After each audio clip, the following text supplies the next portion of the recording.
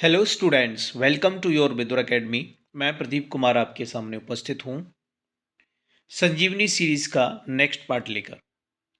तो चलिए शुरुआत करते हैं आज का सेशन। उससे पहले अभी तक आपने चैनल को सब्सक्राइब नहीं किया है तो चैनल को सब्सक्राइब कर लीजिए और वीडियो को ज़्यादा से ज़्यादा अपने दोस्तों में शेयर कर दीजिए। जो छात्र एनटीपीसी की तैयारी कर रहे हैं उनके लिए ये वीडियो काफ़ी महत्वपूर्ण है। तो आज का पहला क्वेश्चन 1531 से स्टार्ट करते हैं। बंकिम चंद्र चट्टोपाध्याय द्वारा लिखित राष्ट्रीय गीत वंदे मातरम इनमें से किस उपन्यास का हिस्सा है? ये चार ऑप्शंस हैं, आप सही जवाब देने की कोशिश करिए। तो इसका सही जवाब हो जाएगा ऑप्शन ए, आनंद मठ। बंकिम चंद्र चट्टोपाध्याय द्वारा लिखित राष्ट्रीय गीत वंदे मातरम ये आनंद मठ उपन्यास का हिस्सा है। अगला क्वेश्चन है, विवेकानंद शिला स्मारक कहाँ स्थित है? तो ये स्थित है कन्याकुमारी में। किसकी बात कर रहे हैं हम? विवेकानंद शिला स्मारक की, जो कन्याकुमारी में स्थित है।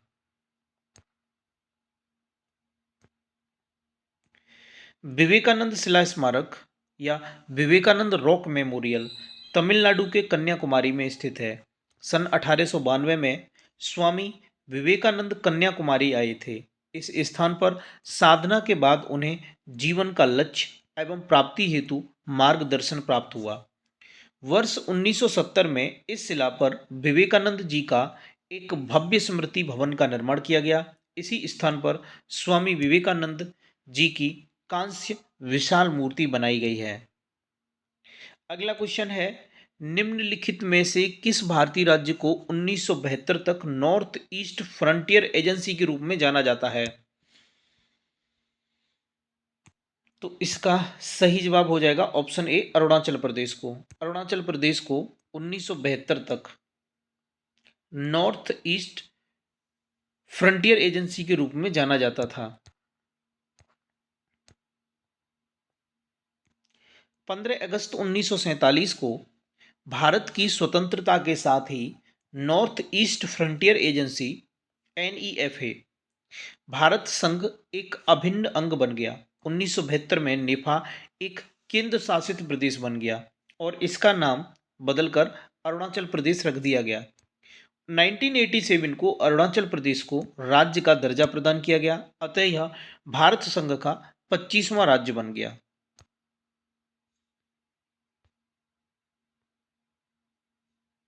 अगला क्वेश्चन है, निम्नलिखित में से वह दार्शनिक प्रणाली कौन सी है जो केवल उसे मान्यता देती है जिसे वैज्ञानिक रूप से सत्यापित किया जा सकता है या जिसका तार्किक या गणितीय सत्यापन संभव है?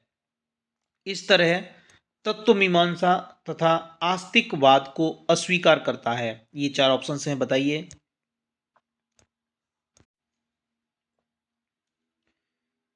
सही जवाब है ऑप्शन डी, निश्चयात्मकता।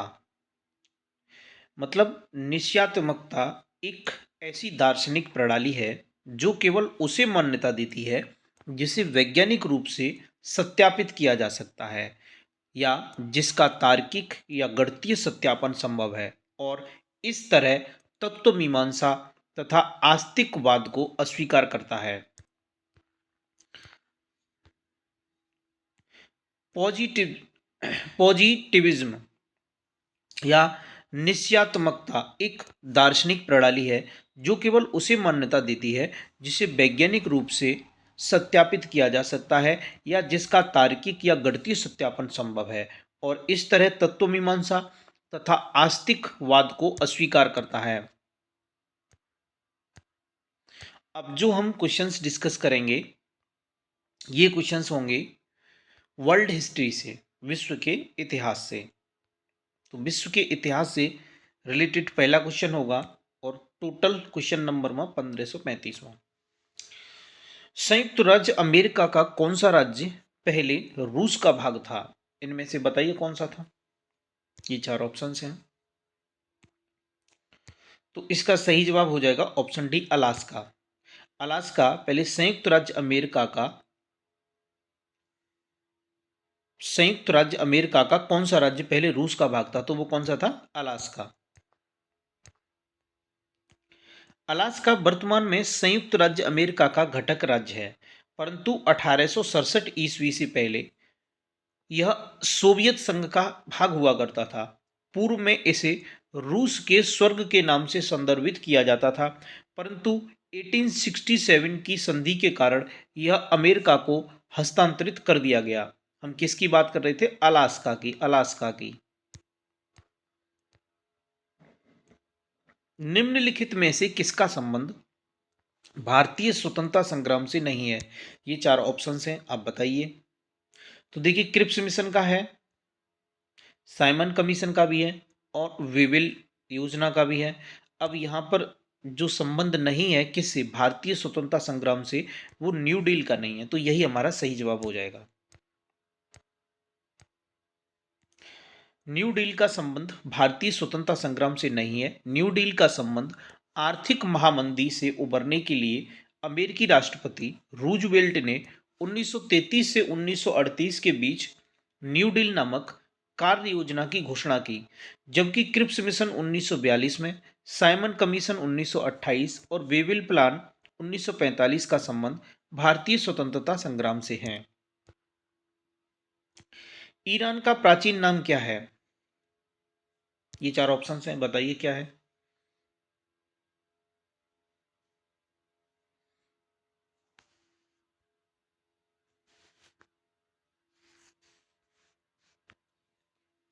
तो इसका सही जवाब हो जाएगा ऑप्शन ए। ईरान का प्राचीन नाम फारस है। ईरान को सन 1935 तक फारस के नाम से जाना जाता था। 1935 तक ईरान जम्बूद्वीप या एशिया के दक्षिण पश्चिम खंड में स्थित देश है, जिसकी राजधानी तेहरान है। यहाँ का प्रमुख धर्म है इस्लाम। यह क्षेत्र शिया बहुल है। कैसा है? शिया बहुल। ईरान की सीमा 7 देशों से मिलती है। इसमें 7 देश कौन कौन से हैं?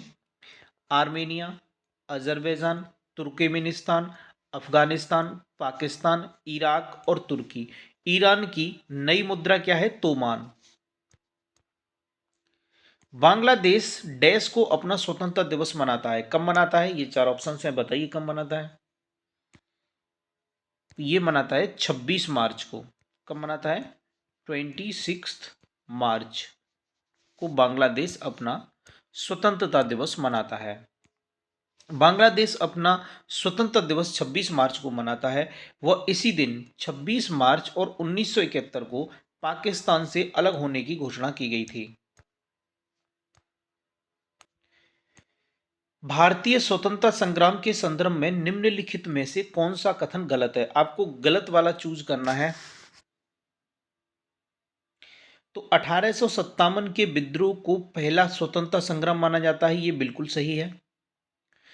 भगत सिंह, सुखदेव और राजगुरु को मार्च 1931 में फांसी दी गई थी, बिल्कुल सही बात है। और जो सही है वो हमारे आंसर नहीं है। हमें गलत ऑप्शन चूज करना है और गलत ऑप्शन ही हमारा सही आंसर होगा। चलिए आगे बढ़ते हैं। साइमन कमीशन 1928 में बॉम्बे पहुंचा, ये भी बिल्कुल ठीक है। शेख मुजीबुर रहमान ने भारत के स्वतंत्रता संग्राम में महत्वपूर्ण भूमिका निभाई, नहीं, ये बिल्कुल सरासर गलत है। ठीक है, तो जो गलत है वही हमारा जवाब हो जाएगा, option D is correct. Sheikh Mujibur Rahman Bangladesh के प्रथम राष्ट्रपति थे। कहाँ के? बांग्लादेश के प्रथम राष्ट्रपति। और वर्ष 1971 में पाकिस्तानी तानाशाही शासकों के विरुद्ध उन्होंने आंदोलन चलाया था। उन्हें बांग्लादेश का राष्ट्रपिता भी कहा जाता है। किसको? शेख मुजीबुर रहमान को। उनका जन्म अविभाजित भारत के तुंगीपारा गांव में हुआ था। बांग्लादेश के लोगों के मध्य से वे बंग बंधु यानी बंगाल का मित्र के नाम से भी विख्यात हैं। अगला क्वेश्चन है कि निम्नलिखित में से किस देश में दुनिया का सबसे लंबा लिखित संविधान है? सबसे लंबा और लिखित, तो इसका सही जवाब क्या हो जाएगा? अपना भारत। ठीक है, इंडिया का सबसे लंबा और लिखित संविधान है। इसमें मूल संविधान की बात करें तो 22 भाग थे, 395 आर्टिकल और 8 क्या थी अनुसूचियां। लेकिन वर्तमान में 22 भाग, 395 अनुच्छेद और 12 अनुसूचियां हैं। एक बार आप चेक कर लेना, आई थिंक अब जो भाग हैं वो 25 भाग हैं, ठीक है, वर्तमान में। एक बार चेक कर लेना। 1945 में यूएन को लीग ऑफ नेशंस के उत्तराधिकारी के रूप में स्थापित किया गया था। किसको? 1945 में यूएन को लीग ऑफ नेशंस के उत्तराधिकारी के रूप में। तो 1945 में तो दूसरा विश्व युद्ध हुआ था, ठीक है, समाप्त हो गया था। तो यहां पर ऑप्शन तीसरा सही हो जाना चाहिए। द्वितीय विश्व युद्ध के तुरंत बाद 1945 में यूएन को लीग ऑफ नेशंस के उत्तराधिकारी के रूप में स्थापित किया गया था। ये बिल्कुल सही है। लीग ऑफ नेशंस की स्थापना प्रथम विश्व युद्ध हुआ था 1914 से लेकर 18 तक। इसके बाद वर्ष 1919 में वर्साई की संधि के तहत की गई थी। इसका मुख्य उद्देश्य था अंतर्राष्ट्रीय सहयोग को बढ़ावा देना व शांति और सुरक्षा प्रदान करना था, परंतु यह अपने उद्देश्य में विफल रहा और द्वितीय विश्व युद्ध के तुरंत बाद वर्ष 1945 में वैश्विक शांति और सुरक्षा के लिए संयुक्त राष्ट्र संघ की स्थापना की गई थी। निम्नलिखित में से किस देश की स्थापना 1971 में हुई थी? तो इसका सही जवाब हो जाएगा, अभी पढ़ा था हमने, ठीक है, 26 मार्च 1971 को बांग्लादेश को स्वतंत्रता मिली थी। तो स्थापना दिवस भी इसकी 1971 में स्थापना हुई थी। Option B is correct.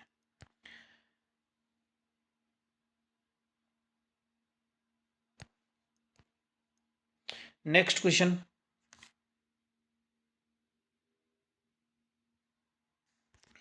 शतवर्षीय युद्ध किन देशों के बीच लड़ा गया था? ये इसके चार ऑप्शंस हैं, आप सही जवाब देने की कोशिश करिए। क्या है इसका सही जवाब? तो इसका सही जवाब हो जाएगा ऑप्शन डी, इंग्लैंड और फ्रांस के बीच शतवर्षीय युद्ध चला था, इंग्लैंड और फ्रांस के बीच। 100 वर्षों से अधिक समय तक चलने वाला युद्ध 1337 से 1453 ईस्वी तक इंग्लैंड और फ्रांस के बीच लड़ा गया था। इस युद्ध में अंततः फ्रांस की विजय हुई थी। 1337 से 1453 ईस्वी तक 100 वर्षों से अधिक समय तक किनके बीच युद्ध चलता रहा था? तो अभी पढ़ा था, देखिए वही क्वेश्चन है सेम, तो रिपीट क्वेश्चन में हम टाइम नहीं लगाएंगे। तो इसका सही जवाब हो जाएगा इंग्लैंड और फ्रांस। अगला क्वेश्चन है, बोस्टन चाय पार्टी किस वर्ष में हुई थी? तो इसका सही जवाब हो जाएगा ऑप्शन डी, 1773 में। कब हुई थी इसकी स्थापना? 1773 में। किसकी? बोस्टन चाय पार्टी। आइए देखते हैं बोस्टन चाय पार्टी के बारे में। अमेरिकी स्वतंत्रता संग्राम का तत्कालिक कारण बोस्टन टी पार्टी की घटना थी।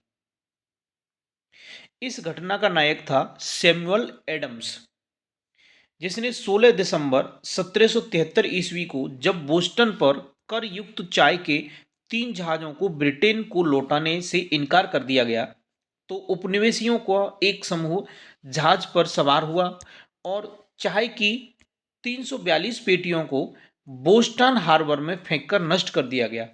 यह घटना अमेरिकी इतिहास की एक प्रमुख घटना है। इस घटना को बोस्टन टी पार्टी कहते हैं। अगला क्वेश्चन, किस देश को मुख्य रूप से कम्युनिस्ट या माओवादी दलों द्वारा शासित किया जाता है? इसका सही जवाब हो जाएगा ऑप्शन बी, चीन को। चीन को क्या मुख्य रूप से कम्युनिस्ट या माओवादी दलों द्वारा शासित किया जाता है? चीन मुख्यतः कम्युनिस्ट या माओवादी दलों द्वारा शासित किया जाता है। चीन में राजनीतिक ढांचा इस प्रकार है कि सबसे ऊपर चीनी साम्यवादी दल, सेना और फिर सरकार का स्थान आता है। अगला क्वेश्चन है, वह क्रांतिकारी नेता कौन था जिसने क्यूबा में भूमि सुधार और साक्षरता में सुधार किया था? तो इसका सही जवाब हो जाएगा option D, Fidel Castro. Fidel Castro एक ऐसा क्रांतिकारी नेता था जिसने क्यूबा में भूमि सुधार और साक्षरता में सुधार किया था। हम बात कर रहे हैं किसकी? फिदेल कास्त्रो की। फिदेल कास्त्रो क्यूबा के एक राजनीतिज्ञ और क्यूबा क्रांति के प्राथमिक नेताओं में से एक थे, जो फरवरी 1959 से दिसंबर 1976 तक क्यूबा के प्रधानमंत्री और फिर क्यूबा की राज्य परिषद के अध्यक्ष रहे। इन्होंने अपने शासनकाल के दौरान क्यूबा में भूमि सुधार और साक्षरता में अहम योगदान दिया। अगला क्वेश्चन, उस अमेरिकी नागरिक आंदोलन कार्यकर्ता का नाम क्या है जिन्होंने प्रसिद्ध भाषण आई हैव ए ड्रीम दिया था? ये चार ऑप्शंस हैं, आप सही जवाब देने की कोशिश करिए। इसका सही जवाब हो जाएगा option B, Martin Luther King junior. Martin Luther King junior, इन्होंने, ये एक अमेरिकी नागरिक हैं, अमेरिकी नागरिक आंदोलन कार्यकर्ता हैं ये। तो इन्होंने भाषण दिया था क्या? I have a dream.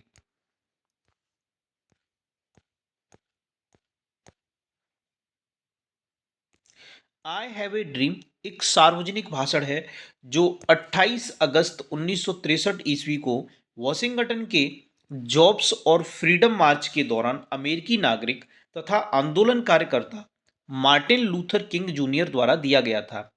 इसमें उन्होंने नागरिक और आर्थिक अधिकारों का आह्वान किया था।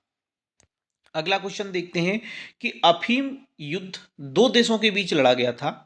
उन देशों में से एक चीन था, दूसरा देश कौन सा है? तो भाई साहब दूसरा देश है ब्रिटेन। हम किसकी बात कर रहे हैं? अफीम युद्ध की। ये दो देशों के बीच लड़ा गया था, इसमें से एक तो चीन था और दूसरा कौन था? ब्रिटेन। चलिए ठीक है, अगला अब इसकी डिटेल देख लेते हैं। अफीम युद्ध ब्रिटेन तथा चीन के मध्य 1839 से 1842 ईस्वी तक लड़ा गया था। यह युद्ध चीन के छिंग राजवंश और ब्रिटेन के बीच, किसके? ब्रिटेन के बीच अफीम के व्यापार से संबंधित विवादों के कारण हुआ था। अगला क्वेश्चन, निम्नलिखित में से किसको आयरन चांसलर कहा जाता था? ये ऑप्शंस हैं, आप गेस करिए। तो इसका सही जवाब हो जाएगा Otto von Bismarck. Otto von Bismarck को आयरन चांसलर कहा जाता था।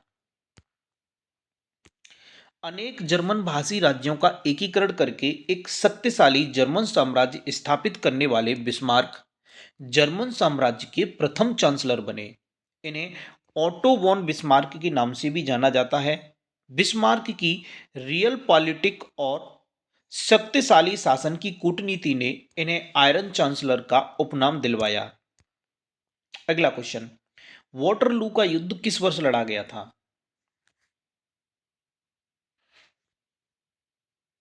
तो इसका सही जवाब हो जाएगा 1815 में वाटरलू का युद्ध लड़ा गया था। वाटरलू का युद्ध 18 जून और 1815 को कहाँ लड़ा गया था? बेल्जियम में स्थित वाटरलू नामक स्थान पर लड़ा गया था। यह युद्ध फ्रांसीसी सेना जिसका नेतृत्व नेपोलियन कर रहा था, वहीं अंग्रेजी सेना जिसका नेतृत्व ड्यूक ऑफ वेलिंगटन ने किया, और इन्हीं के बीच ये युद्ध हुआ। इस युद्ध में नेपोलियन की पराजय हुई, मतलब फ्रांसीसी की पराजय हुई, फ्रांस हार गया। नेपोलियन बोनापार्ट को बंदी बनाकर कहाँ ले जाया गया? सेंट हेलेना द्वीप पर, और 1821 ईस्वी में इसकी मृत्यु हो जाती है। अगला, इनमें से किसके द्वारा 1509 ईस्वी में द्वीप पर विजय प्राप्त की गई थी? बताइए किसके द्वारा की गई थी? तो इसका सही जवाब हो जाएगा ऑप्शन डी, पुर्तगालियों के द्वारा। पुर्तगालियों के द्वारा 1509 ईस्वी में द्वीप पर विजय प्राप्त की गई थी। भारत का प्रथम पुर्तगाली गवर्नर कौन था? Francisco de Almora. इसका कार्यकाल था 1505 से 1509, तथा इसने ही ब्लू वाटर पॉलिसी चलाई। और 1509 ईस्वी में अल्मीडा ने संयुक्त मुस्लिम नौसैनिक बेड़े जो गुजरात, मिस्र और तुर्की पराजित कर द्वीप पर अधिकार कर लिया था। अगला क्वेश्चन है कि 1907 में डैश को भूटान के वंशानुगत शासक के रूप में निर्वाचित किया गया था। उसे दिसंबर 17 1907 को ताज पहनाया गया था और राज्य के प्रमुख एक ग्यालपो ड्रैगन राजा के रूप में स्थापित किया गया था। इसकी ऑप्शन देख लेते हैं। ये इसके ऑप्शंस हैं, बताइए सही जवाब क्या है। तो इसका सही जवाब है ऑप्शन सी, उज्ञेन वांगचुक।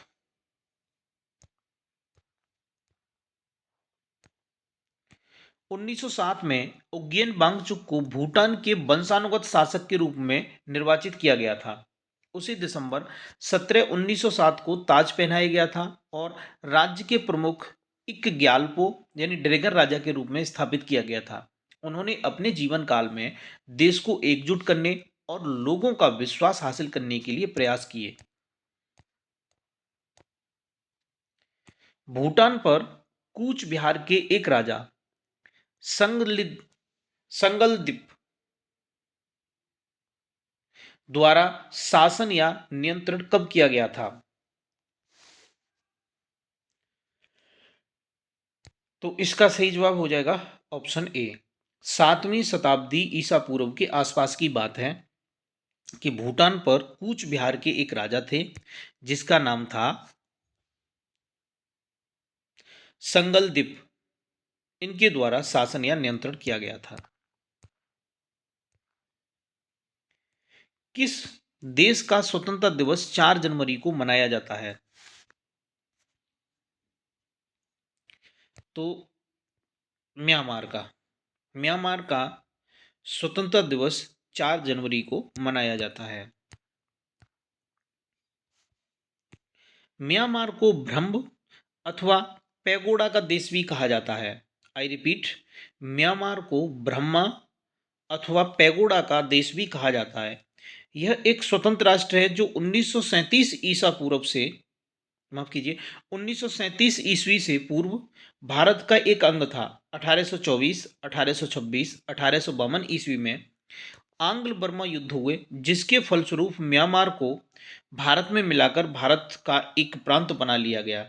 1937 में ब्रिटिश भारत से म्यांमार को पृथक कर दिया गया और द्वितीय विश्व युद्ध में जापान ने इस पर अपना आधिपत्य कर लिया। 1945 ईस्वी में मित्र राष्ट्रों की सहायता से म्यांमार का जापान से अधिग्रहण समाप्त किया गया। 4 जनवरी 1948 ईस्वी को म्यांमार स्वतंत्र हुआ और तब से प्रत्येक वर्ष 4 जनवरी को म्यांमार स्वतंत्रता दिवस के रूप में मनाता है। बर्लिन की दीवार को किस वर्ष ध्वस्त किया गया था। तो इसका सही जवाब हो जाएगा ऑप्शन बी। ठीक है, बर्लिन की दीवार को किस वर्ष ध्वस्त किया गया था, 1989 में। बर्लिन की दीवार पश्चिमी बर्लिन और जर्मन लोकतांत्रिक गणराज्य के बीच एक अवरोध थी जिसे 28 साल तक बर्लिन शहर को पूर्वी और पश्चिमी टुकड़ों में विभाजित करके रखा। इसका निर्माण 13 अगस्त 1961 को शुरू हुआ और 9 नवंबर 1989 में इसे तोड़ दिया गया।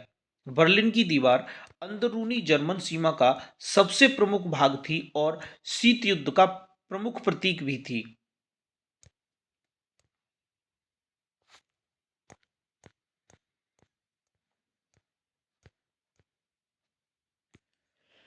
अगला क्वेश्चन है कि 2005 में अहिंसक क्रांतियों की जिस श्रृंखला ने जॉर्जिया, यूक्रेन, किर्गिस्तान एवं लेबनान में सरकारों को उखाड़ फेंका था, वह कौन सी क्रांति थी।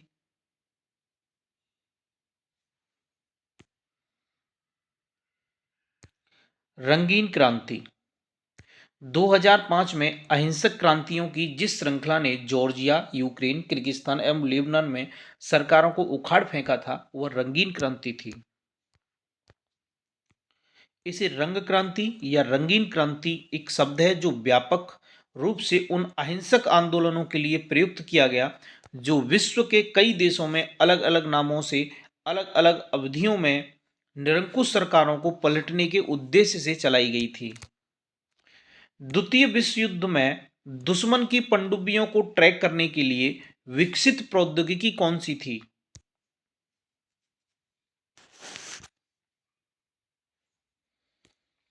सही जवाब है इसका सोनार। द्वितीय विश्व युद्ध में दुश्मन की पनडुब्बियों को ट्रैक करने के लिए विकसित प्रौद्योगिकी थी सोनार। द्वितीय विश्व युद्ध में दुश्मन की पनडुब्बियों को ट्रैक करने के लिए विकसित प्रौद्योगिकी सोनार थी। सोनार एक तकनीक है जो नौ चालन जल के अंदर संचार करने तथा जल के अंदर या सतह पर वस्तुओं का पता लगाने के लिए ध्वनि संचरण का उपयोग करती है। अंग्रेजी का सोनार शब्द मूलतः सोनार की फुल फॉर्म पूछ लेता है, ऐसे आ जाएगा सोनार इज स्टैंड्स फॉर, तो आपको पता होना चाहिए साउंड नेविगेशन एंड रेंजिंग, ये इसका संक्षिप्त रूप है। वांगचुक वंश के कौन से राजा भूटान राज्य के वर्तमान अधिपति सम्राट हैं?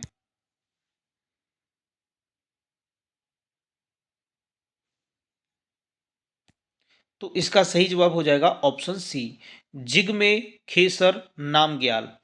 जिग्मे खेसर नामग्याल ये वांगचुक वंश के राजा हैं जो भूटान राज्य के वर्तमान अधिपति सम्राट हैं। श्रीलंका तब सीलोन किस वर्ष डोमिनियन ऑफ सीलोन के रूप में स्वतंत्रता प्रदान की गई थी?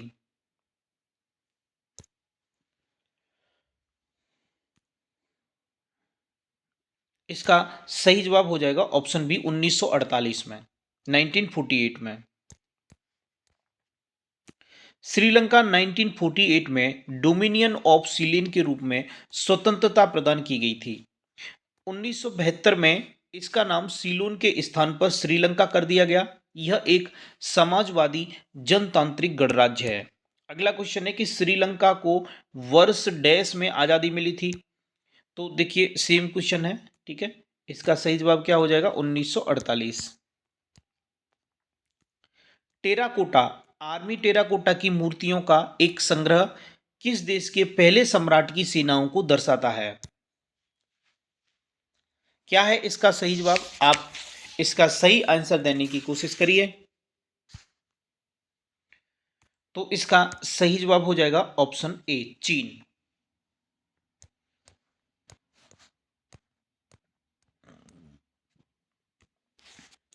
टेराकोटा आर्मी या टेराकोटा की मूर्तियों का एक संग्रह है जो चीन के पहले सम्राट की सिंग हुआंग की सेनाओं को दर्शाता है। यह चीन के सम्राट 210 से 209 ईसा पूर्व में दफन की गई थी। वर्तमान में इसे यूनेस्को की विरासत सूची में रखा गया है। टेराकोटा का रंग लाल और भूरा के बीच होता है। टेराकोटा का रंग लाल और भूरा के बीच होता है। राजस्थान में टेराकोटा का मुख्य केंद्र मोलेला गांव है। कौन सा है? मोलेला गांव। किस देश में वर्ष 1986 में यूनाइटेड किंगडम का शासन औपचारिक रूप से समाप्त हुआ? बताइए किस देश में हुआ? तो ये हुआ था ऑस्ट्रेलिया में। ऑस्ट्रेलिया में वर्ष 1986 में यूनाइटेड किंगडम का शासन औपचारिक रूप से समाप्त हो गया था।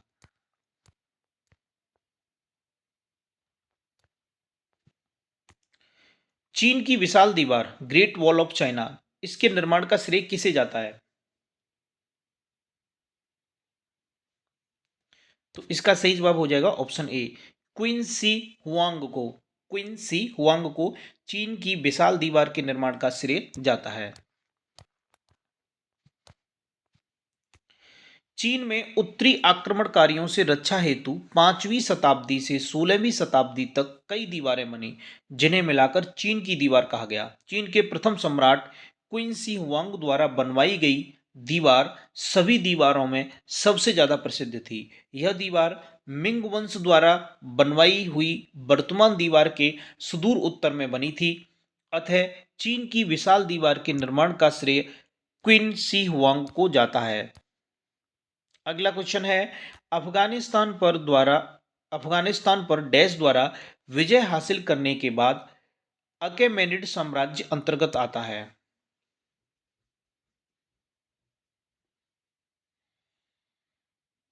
तो इसका सही जवाब हो जाएगा ऑप्शन ए, पर्सिया के डेरियस प्रथम। अफगानिस्तान पर पर्सिया के डेरियस प्रथम द्वारा विजय हासिल करने के बाद वह अकेमेनिड साम्राज्य के अंतर्गत आता है। ईरान के हखमनी शासक डेरियस प्रथम ने 516 ईसा पूर्व में पश्चिमोत्तर भारत में पंजाब, सिंधु नदी के पश्चिम के क्षेत्र और सिंध को जीतकर अपने साम्राज्य में मिला लिया। यह क्षेत्र फारस का 20वां प्रांत बन गया। इस साम्राज्य में कुल मिलाकर 28 प्रांत थे। डेरियस प्रथम को भारतीय साहित्य में दारा प्रथम कहा गया है। अगला क्वेश्चन है, 1971 में स्वतंत्रता की घोषणा के बाद बांग्लादेश के प्रथम प्रधानमंत्री का नाम बताइए। तो इसका सही जवाब हो जाएगा ऑप्शन बी, शेख मुजीबुर रहमान। ये 1971 में बांग्लादेश की स्वतंत्रता के बाद उसके प्रथम प्रधानमंत्री थे। वे शेख मुजीब के नाम से भी प्रसिद्ध थे। इन्हें बंग बंधु की पदवी से सम्मानित किया गया।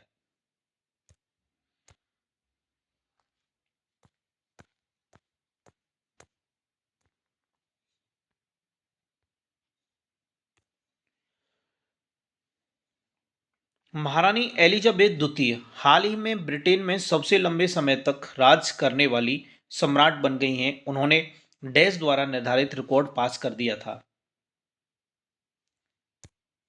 देखिए चार ऑप्शंस हैं, कौन सा सही जवाब है। तो महारानी विक्टोरिया द्वारा जो रिकॉर्ड बना हुआ था उसको तोड़ दिया है। किसने? महारानी एलिजाबेथ द्वितीय ने। महारानी एलिजाबेथ द्वितीय ब्रिटेन में सबसे लंबे समय तक राज करने वाली सम्राट बन गई हैं। 9 सितंबर 2015 को उन्होंने अपनी परदादी महारानी विक्टोरिया के सबसे लंबे शासनकाल के कीर्तिमान को तोड़ दिया। वह ब्रिटेन पर सर्वाधिक समय तक शासन करने वाली पहली साम्राज्ञी बन गई। अगला क्वेश्चन है कि विश्व के प्रजातंत्रवादी डेमोक्रेटिक देशों में किस देश का संविधान सर्वाधिक लंबा और बहुत विस्तृत है। तो इसका सही जवाब हो जाएगा ऑप्शन डी, भारत। ठीक है, इंडिया। विश्व की प्रजातंत्रवादी देशों में सर्वाधिक लंबा और विस्तृत संविधान भारत का है, जबकि विश्व का पहला संविधान अलिखित ब्रिटेन का है तथा विश्व का लिखित संविधान और सबसे छोटा संविधान भी अमेरिका का। इसमें केवल 7 अनुच्छेद हैं। श्रीलंका में अधिकांशतः लोग किस धर्म का अनुसरण करते हैं। तो इसका सही जवाब हो जाएगा ऑप्शन सी, बौद्ध धर्म का। श्रीलंका में अधिकांशतः लोग किस धर्म का? बौद्ध धर्म का।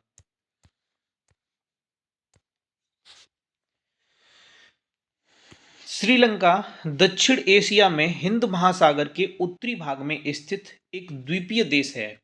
इसकी न्यायिक व कार्यकारी राजधानी कोलंबो है, जबकि जयवर्धनपुराकोटे विधायी राजधानी है।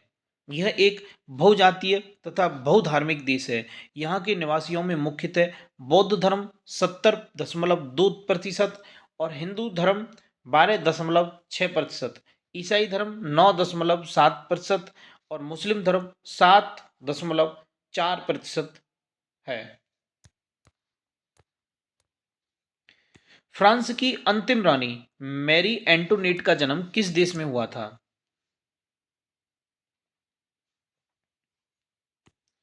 इसका सही जवाब हो जाएगा ऑस्ट्रिया। फ्रांस की अंतिम रानी मैरी एंटोनेट का जन्म ऑस्ट्रिया में हुआ था। फ्रांस की अंतिम रानी मैरी एंटोनेट का जन्म 2 नवंबर और 1755 ऑस्ट्रिया के वियना में हुआ था। उनका विवाह 1770 फ्रांस के लुई 16 वे के साथ हुआ था। अगला क्वेश्चन है, फ्रीडम ट्रेल एक 2.5 मीटर लंबा दर्रा है जो अमेरिकी क्रांति के बेहतर तरीके से दर्शाता है। अमेरिकी क्रांति को बेहतर तरीके से। आपको यह प्रसिद्ध और ऐतिहासिक मार्ग किस अमेरिकी शहर में मिलेगा? तो इसका सही जवाब होगा ऑप्शन बी, बोस्टन में। हम किसकी बात कर रहे हैं? एक फ्रीडम ट्रेल जो कि 2.5 मील लंबा दर्रा है और यह अमेरिकी क्रांति को बेहतर तरीके से दर्शाता है। और यह मिलेगा कहाँ? अमेरिका के बोस्टन शहर में।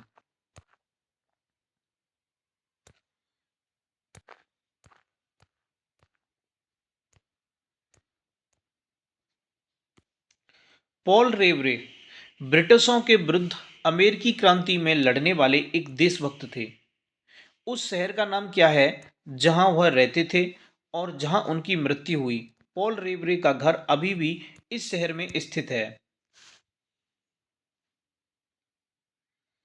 तो इसका सही जवाब हो जाएगा ऑप्शन बी, बोस्टन। पॉल रेवरे ब्रिटिशों के विरुद्ध अमेरिकी क्रांति से लड़ने में वाले एक देशभक्त थे। ठीक है। पॉल रेवरे ब्रिटिशों के विरुद्ध अमेरिकी क्रांति में लड़ने वाले देशभक्त थे। पॉल रेवरे बोस्टन शहर, Massachusetts, United state of America में रहते थे।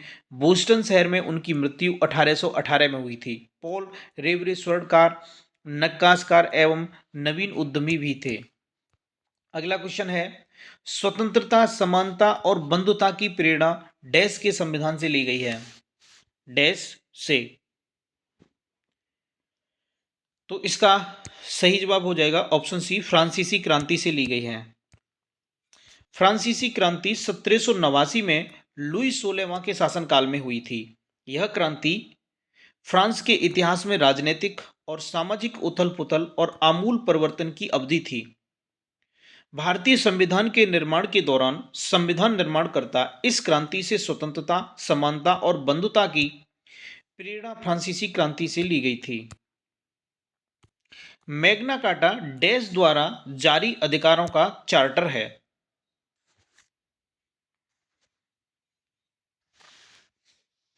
तो इसका सही जवाब हो जाएगा ऑप्शन ए, इंग्लैंड के राजा जॉन द्वारा। इंग्लैंड के राजा जॉन द्वारा जारी अधिकारों का चार्टर है मैग्ना कार्टा।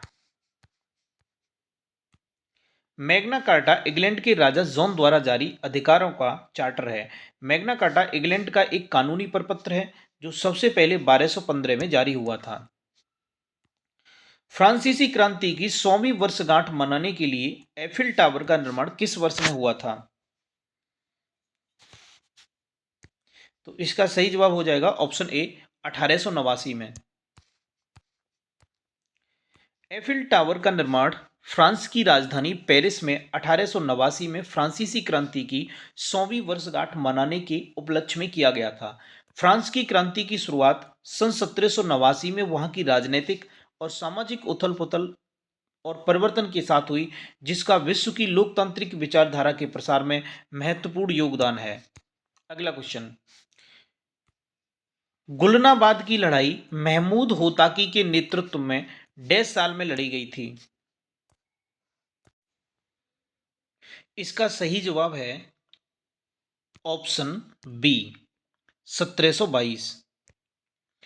गुलनाबाद की लड़ाई महमूद होताकी के नेतृत्व में 1722 में लड़ी गई थी।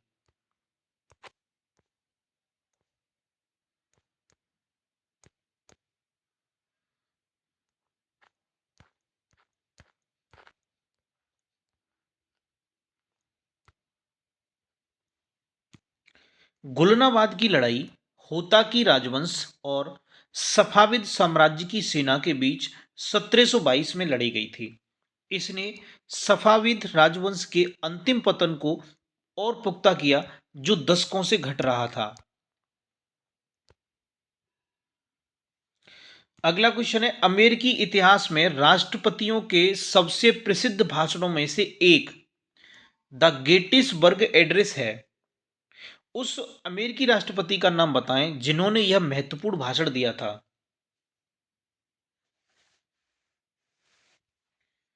तो इसका सही जवाब हो जाएगा अब्राहम लिंकन। भाषण का नाम क्या है? The Gettysburg address which was given by Abraham Lincoln.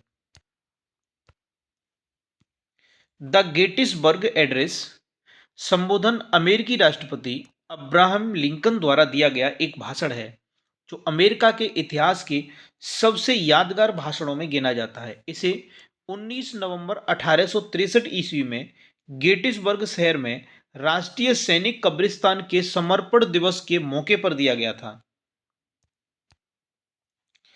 निम्नलिखित में से कौन सा देश गणतंत्र देश नहीं है?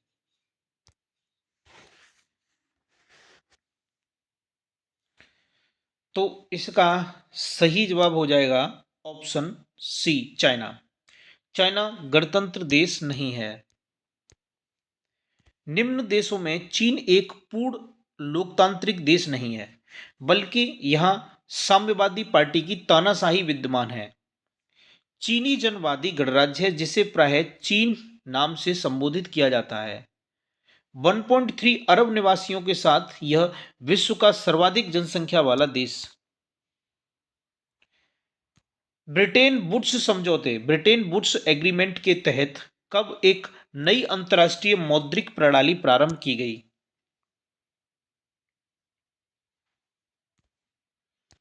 1944 में ब्रिटेन वुड्स समझौते के तहत एक नई अंतर्राष्ट्रीय मौद्रिक प्रणाली।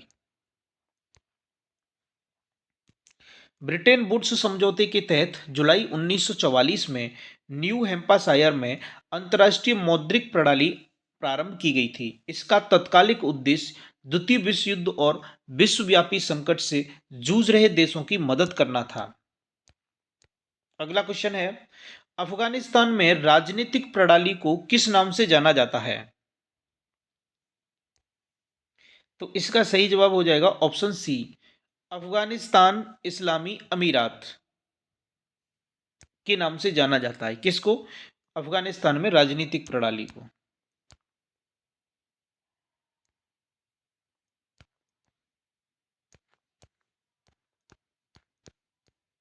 तो ये हमारा आज का अंतिम क्वेश्चन था। ठीक है, इसके बाद हम नेक्स्ट वीडियो में डिस्कस करेंगे। तो आज का सेशन आपको कैसा लगा आप कमेंट बॉक्स में टाइप करके ज़रूर बताइए। और अभी तक आपने चैनल को सब्सक्राइब नहीं किया है तो आप चैनल को सब्सक्राइब कर लीजिए और वीडियो को शेयर भी कर दीजिए। Thanks for watching. मिलते हैं नेक्स्ट वीडियो में। जाते जाते बता दें कि अगर आप एनटीपीसी की तैयारी कर रहे हैं या रेलवे की किसी और एग्ज़ाम की तैयारी कर रहे हैं तो ये जो हमने सीरीज़ चलाई है संजीवनी सीरीज़ के नाम से, that is most important for the upcoming exams of railway. तो आपको क्या करना है, आपको वीडियो को बार बार देखना है सो दैट आपको अच्छे से लर्न हो पाए। Thanks for watching. जय हिंद।